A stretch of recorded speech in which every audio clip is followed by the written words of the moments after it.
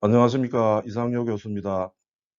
2020년 1학기 제가 맡은 강의 과목을 소개하겠습니다. 먼저 방송 제작론입니다. 목요일 3교시, 4교시 진행합니다. 밑에 네이버 카페 주소가 적혀 있죠. 이 카페는 강의 자료를 올리고 과제물도 제출하고 강의 시간에 빠뜨린 질문, 기타 여러 사항을 공유하는 창구입니다. 강의에 참여하는 사람은 이 카페에 가입하시기 바랍니다.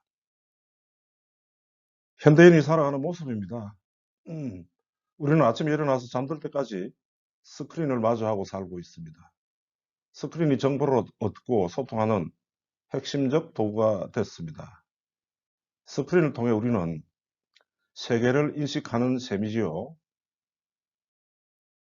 커뮤니케이션 확장은 정보, 권력, 독점 시대에서 누구나 이를 나누어 갖는 민주주의 시대를 앞당기는데 결정적 역할을 했습니다.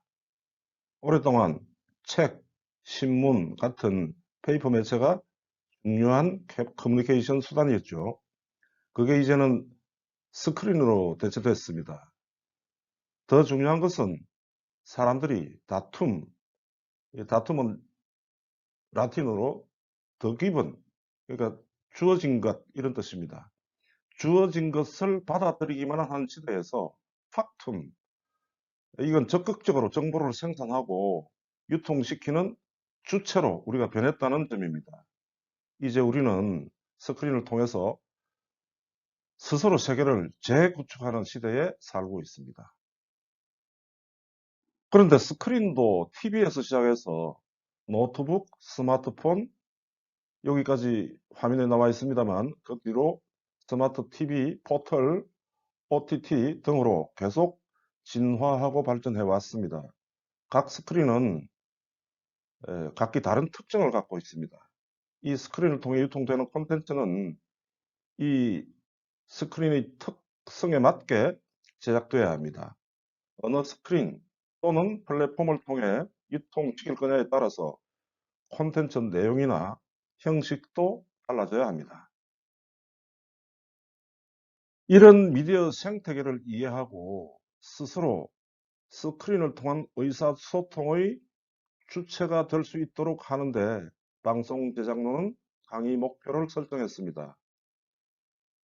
이런 강의가 많겠지만 강의 목표 5번에 제시한 방송 프로그램, 그리고 이 방송 프로그램과는 또 조금 성격이 다른 디지털 콘텐츠 제작 역량을 실습을 통해 체득하고 구체적인 아웃풋을 생산하는 과정도 포함하고 있습니다.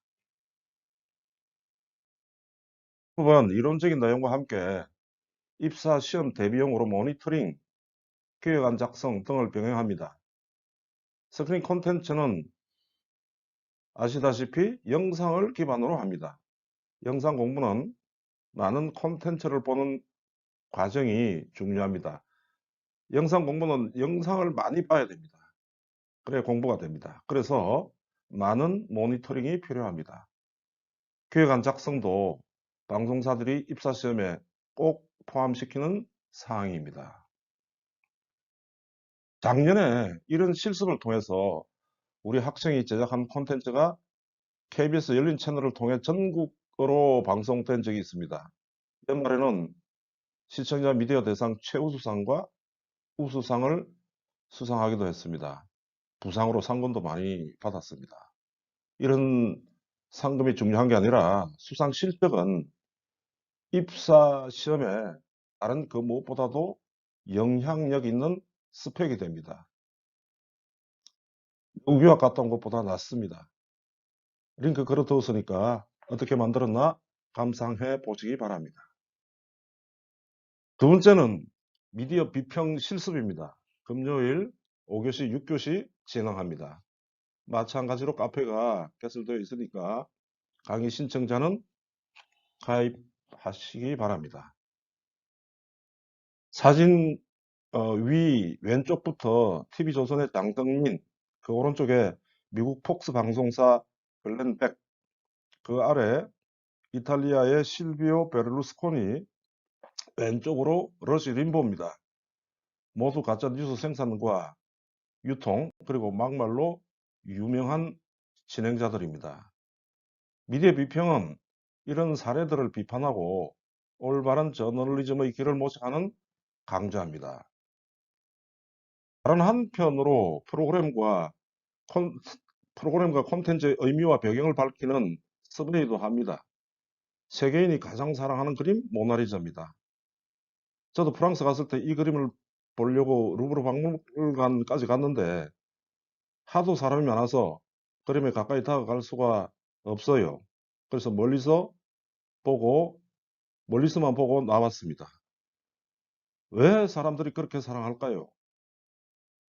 리빙스턴은 이 그림의 비밀을 얼굴 표정에 있다고 보고 미소인지 슬픔인지 알쏭달쏭한 이 표정을 분석했습니다.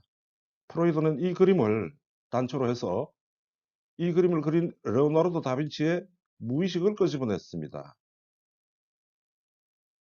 사회학적 비평가 아놀드 하우저는 이 그림을 근거로 해서 당시 사회의 경제 밑바닥, 하부 구조의 변화를 읽었습니다. 오른쪽 하단에 보면 코스비 쇼라고 나와 있는데 이 코스비 쇼에는 흑인 가족이 주인공으로 등장합니다.